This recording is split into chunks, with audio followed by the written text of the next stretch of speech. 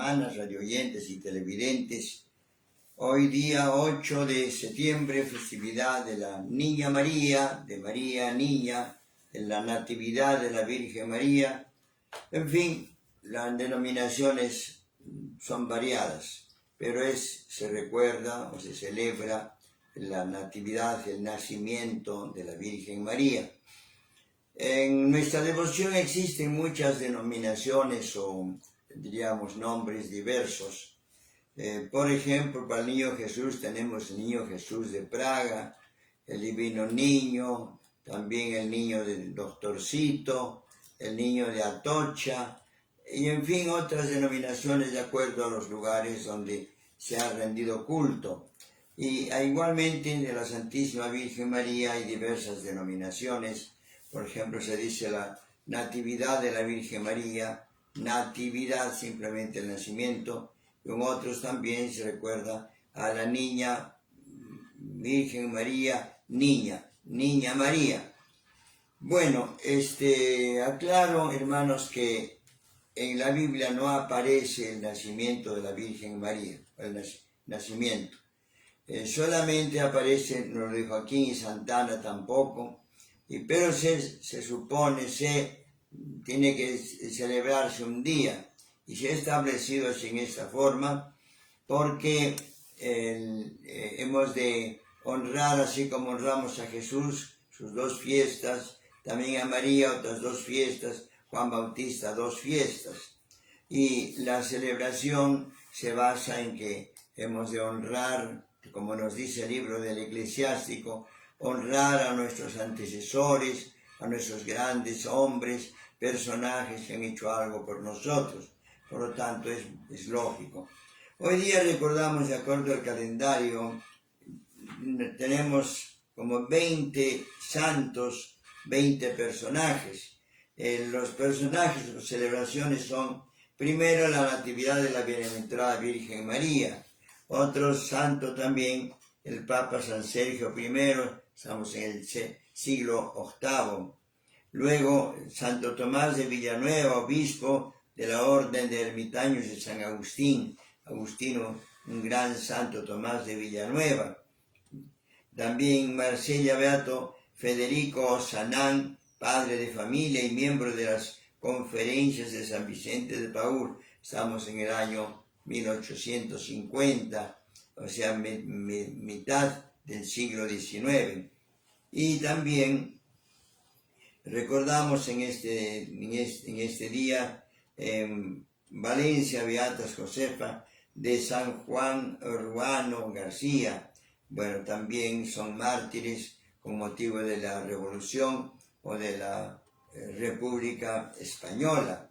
Entonces, celebramos, pero nos interesa, y así hay muchos cada día, y lo que nos recuerda ahora es la festividad de la Virgen María. ¿Cuál es la importancia de esto? Es que María fue concebida sin pecado original, porque decimos que fue preservada, fue elegida por Dios y por lo tanto preservada del pecado original. Esto se nos enseña, y también se nos recuerda por una parte que María es un personaje sagrado, bíblico también, y unido a San José, que es de la tribu de Judá. De acuerdo a la Biblia, sabemos que Jesús tenía que nacer en Belén, de acuerdo al profeta Miqueas, pero la Virgen María y San José no vivían en Belén, no eran conocidos, vivían más bien en Nazaret, y por eso a Jesús se le llama Jesús Nazareno. Y por eso nosotros hemos de honrar y tener presente este acontecimiento de la Virgen María como niña. También en este sentido conviene que valoremos, ya idealizando o especulando simplemente cómo sería Jesús niño, Jesús adolescente, ya Jesús mayor, y María también niña, adolescente y madre de Jesús. O sea, ya especulamos cómo sería. Hemos de pensarlo mejor, naturalmente, pero para nosotros es un motivo de reflexión. Reflexionemos, una madre de familia se conserva pura, limpia, hasta su matrimonio. Virgen María, en forma muy particular, fue preservada del pecado original y por lo tanto llena de gracia, no tuvo ni el pecado original y fue preservada de este pecado en honor, a méritos de Jesús, que iba a ser su hijo. Entonces, esta es un poco la doctrina de este día, de esta fiesta. Honremos nosotros y a todas las celebraciones, nuestras hermanas o cristianos que se llaman Natividad, nuestras hermanas Nati que llamamos, pues recordando en este día los que han nacido en este día. Lo importante es que nosotros ubiquemos al culto cristiano católico, pero lo ubiquemos focalizado.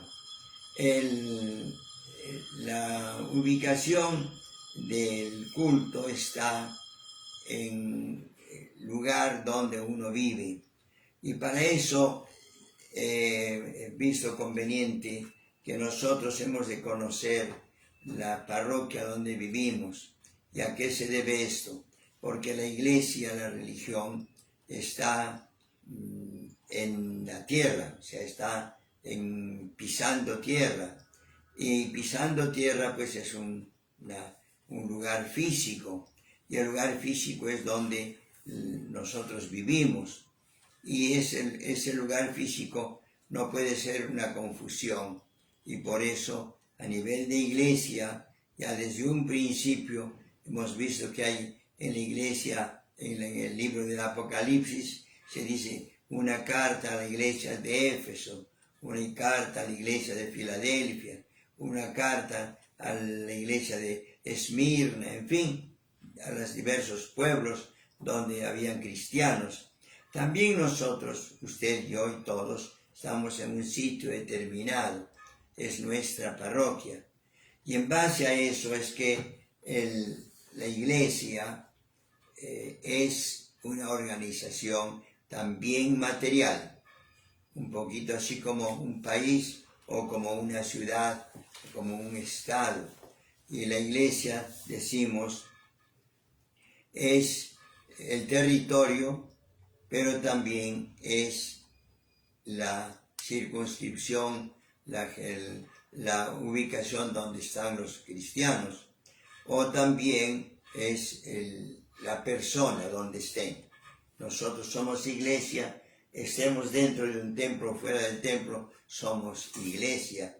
Y por eso a nivel de iglesia, en el derecho canónico, tenemos la organización jurídica legal, porque si el Vaticano es un Estado y si la Iglesia es una organización grande, debe estar organizada, debe estar bien, diríamos, controlada en su definición de lo que es, objetivos que tiene, luego recursos con que cuenta y en fin, todo lo demás.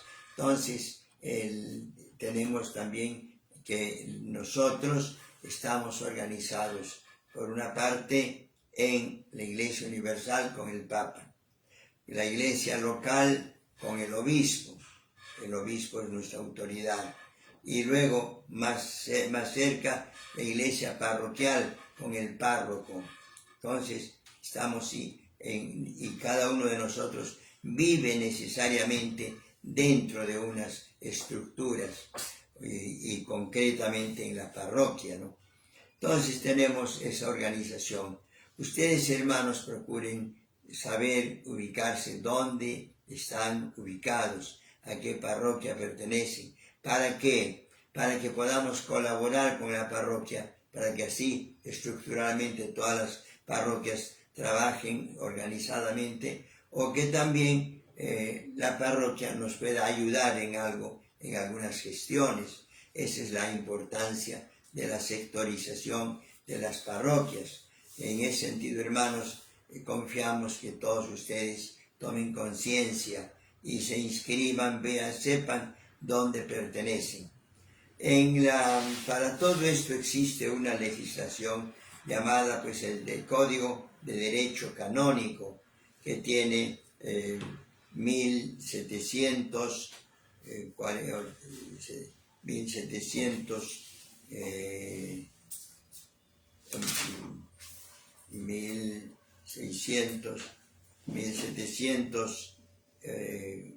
80 cánones, 1749 cánones, 49, 50, 52, 1752 cánones, normas, y están organizados, como he dicho, a nivel internacional, nacional, local también.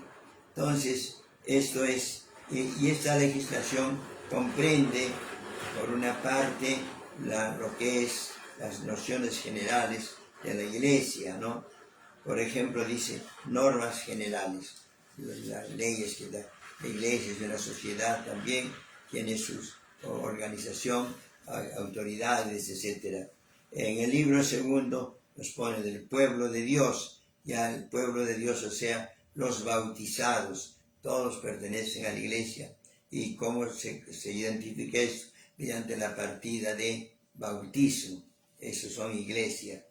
Después tenemos en la parte segunda, libro segundo, libro tercero, la función de enseñar de la Iglesia.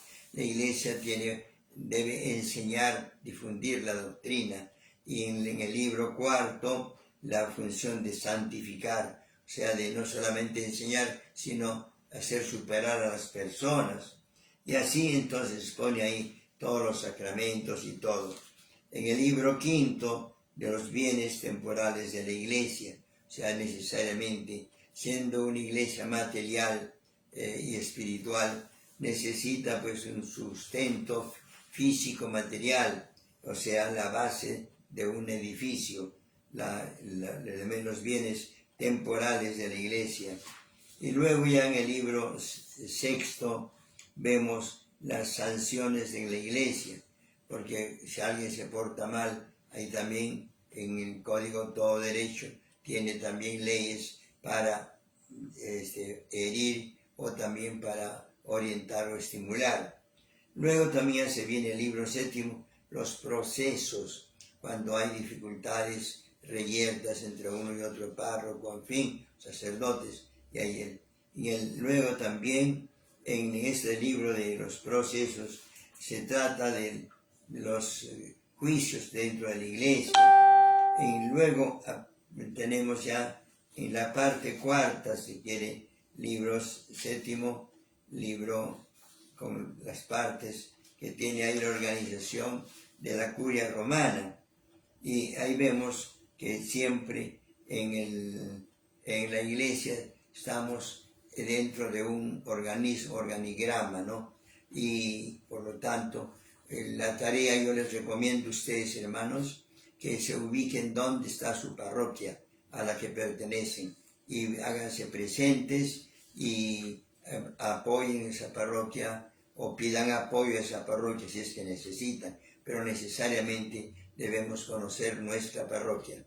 Concretamente, San Francisco, el templo de San Francisco está dentro de la parroquia de El Sagrario, que es aquí junto a la catedral.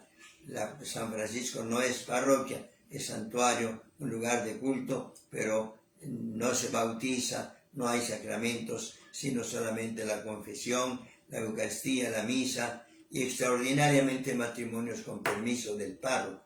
Entonces, hermanos, ustedes organizan, seguiremos hablando, exponiendo sobre la estructura de nuestra iglesia, en la cual efectivamente aparecen los santos y las celebraciones de cada día, de acuerdo al santo o persona que se honra en ese día.